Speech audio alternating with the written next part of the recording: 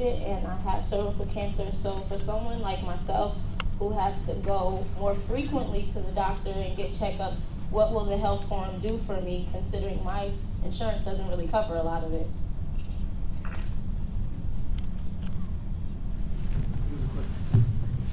To keep jumping in, it depends on who's insuring you, because as I just said, there is a difference between private insurance and public insurance.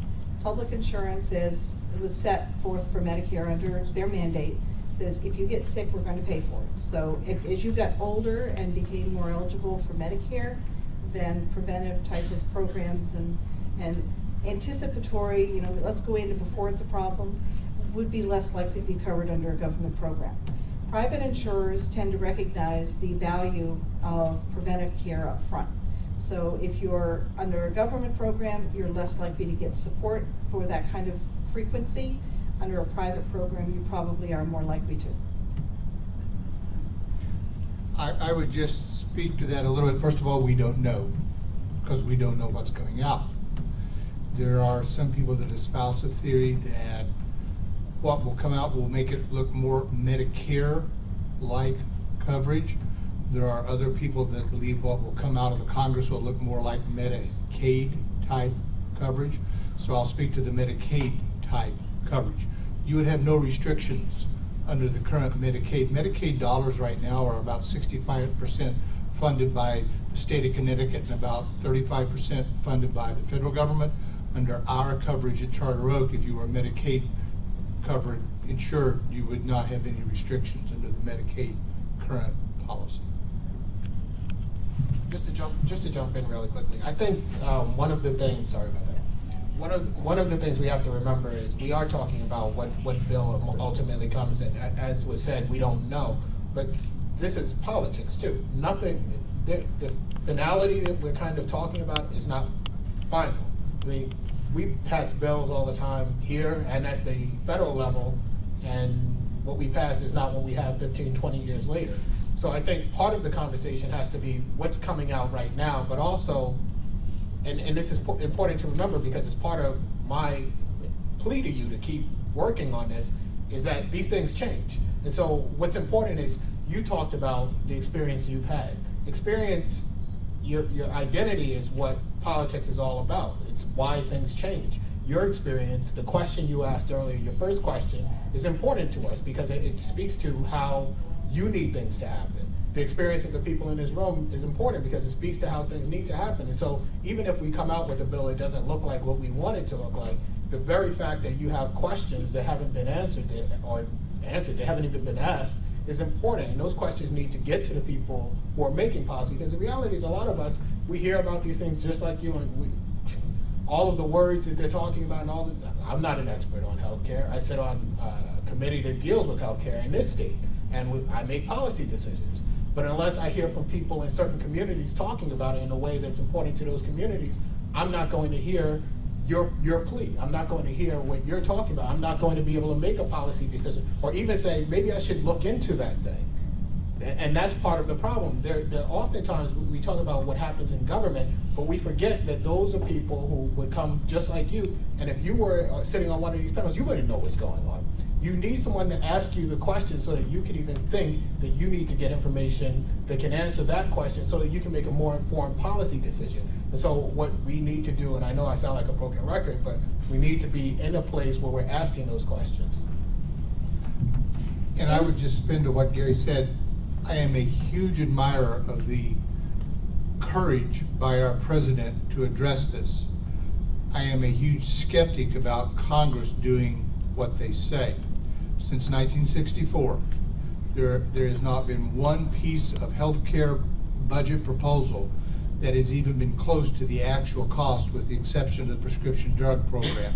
That is the only one that has been within like 200%. So they say it's going to cost this for whatever, and it never costs that. It's 2, 3, 4, 500% of that. And so I'm a huge skeptic of what you see in the press that comes out of Congress, and I'm a huge admirer of the president for willingness to take this on. Before we run out of time, just one of the panelists just gave me a thought, and we referred early on to death panels. And in the vein of asking questions before somebody just jumps on a soundbite with a word, in cancer care, the discussion of options at certain points in the treatment is very important. It's a lengthy process. You're talking about, you may be third, fourth line of therapy down. There are points in the process where it's appropriate for both the patient and for the physician to say, now we're at a point where these are the options. We could continue treatment, we could look at palliative, we could look at hospice, we could look at this, and that's where the patient needs to make an informed decision.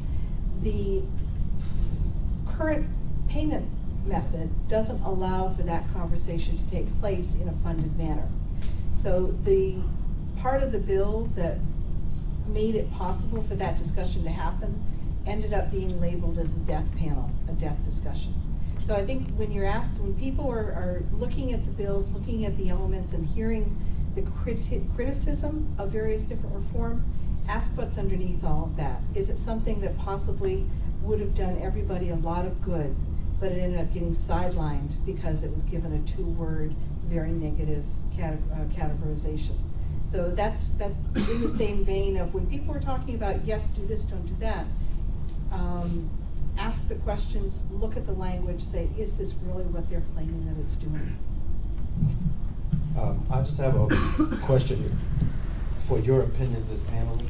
Is healthcare reform more about the American people and how we can get covered vastly, or for government to control spending?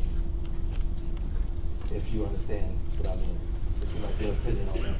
Is it more about us as the American citizens and the people, unfortunate individuals who don't have insurance and illegal immigrants that are here being covered, or is it more a way for government to control spending and have a sense of control over spending? I used to be a Pollyanna, and now I've become a cynic.